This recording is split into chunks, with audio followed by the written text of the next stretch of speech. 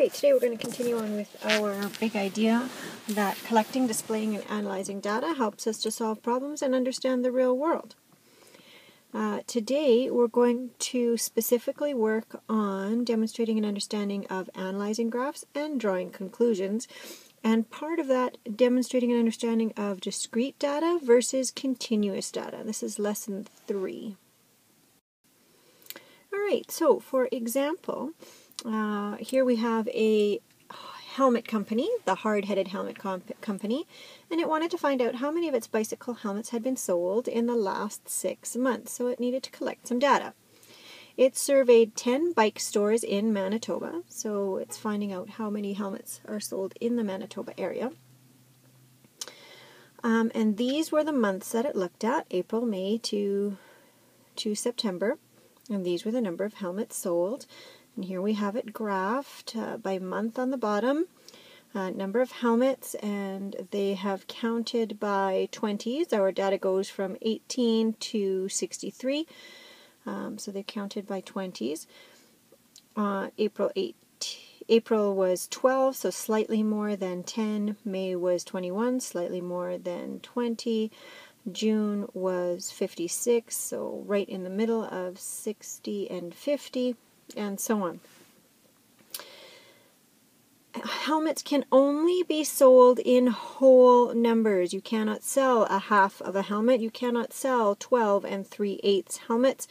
So this set of data would have points that would not be joined. It's called a series of points graph. That makes this data discrete. There are gaps between the values. Discrete data usually is things that can be counted, where you cannot have half or a quarter or parts of that item.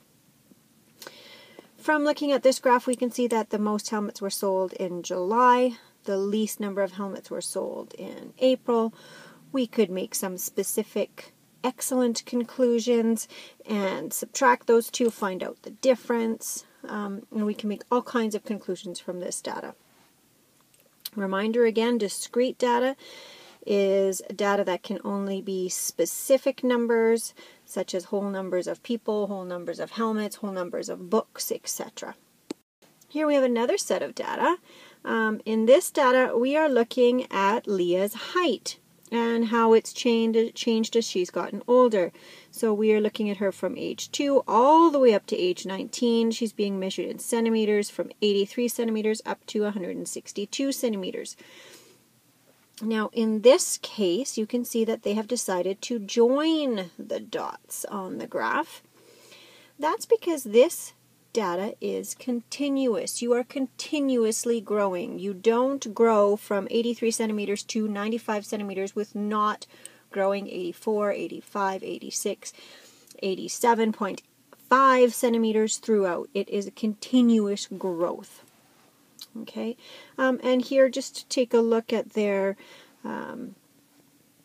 scale, they have decided to count by 2s down on the bottom here for age, and they have counted by 40s on the side. I think I probably myself would have made this a little bit more specific, counted by 20s perhaps, or even by 10s just to make it a bit more specific, but they've counted by 20s and their data is accurate.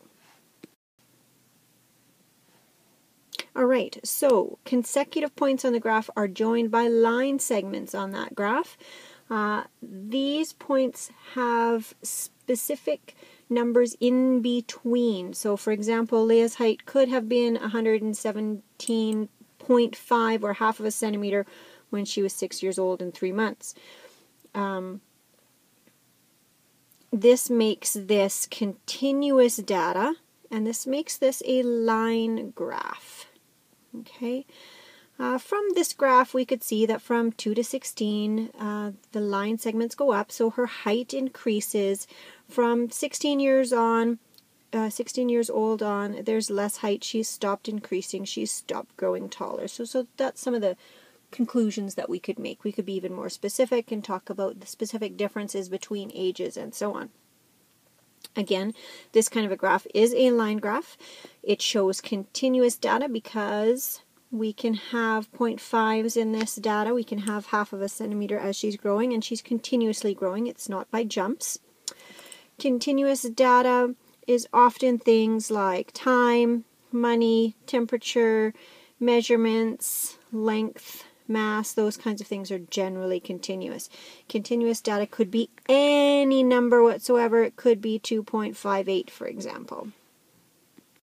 All right, here we're continuing, looking at another graph. Here we have Nathan's growth, and we have his age on the bottom, we have his height on the side, and we can see that this is again going to be continuous data because it is increasing all of the time. It's not going to jump from 125 centimeters to 130 centimeters in 1 year. Now, the thing that I wanted to show you is this jagged line. I believe it's called a break. I haven't been able to confirm that, but I believe that's what it's called. It's a jagged line to show that we are jumping, basically. You can only use it once for each side. The numbering before and after still has to be by the same interval. So in this case, they've jumped up from 0 to 8, but then they're counting by 2s. So 8, 10, 12, and so on. If they wanted to, they could even have gone 0 to 4 and then jumped, say, to 12, for example.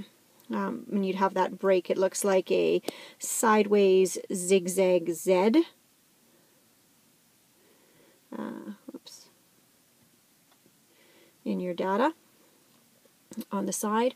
And you can see they've also used that same break or jagged line swiggle on the height so that and here's where it's more useful, so they're not having to count all the way from 0 to 100, but then they've been able to count by tens here. So this graph is more specific than Leah's graph because they counted by 40s because the first set of data didn't start for quite a long time. So this is quite useful when you have a big jump before your data begins, or even sometimes it can be in the center. So for example, we could have something at 100 and then next thing you know our next one isn't till 140 and we might have a big jump there, and it could be in the middle of your numbering as well. So, but again, you can only use it once per side, and the numbering before and after has to be by the same interval. So if you're counting by tens, you would have to count by tens before the 0, or before the break. You'd have to count by tens after the break. Again, looking for excellent conclusions that are specific. For example, here we could tell the difference.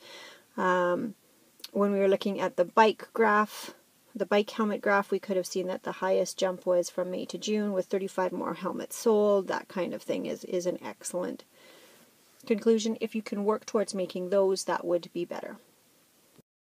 All right, you're going to go and practice.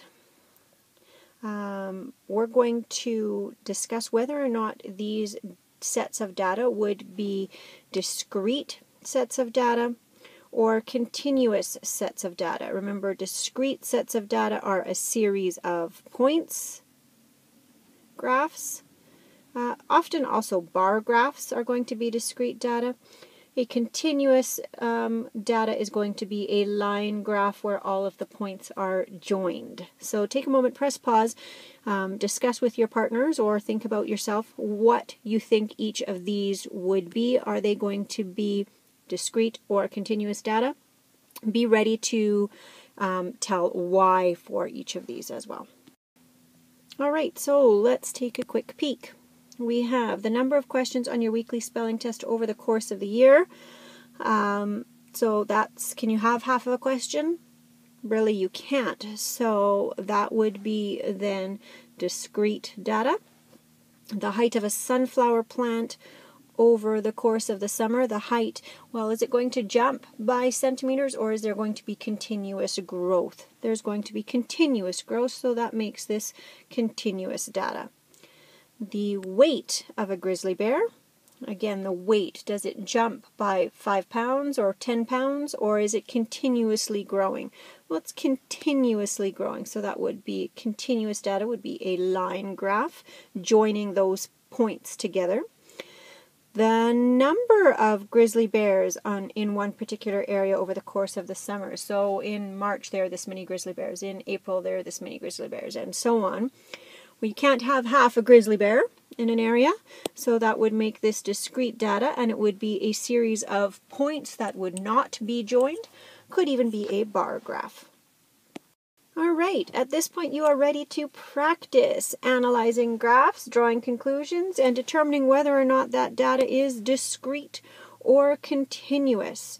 Page 261, 262, numbers 1, 2, 4, and 5. And again, of course, if there at any times you have questions, please make sure you remember to ask. Good luck.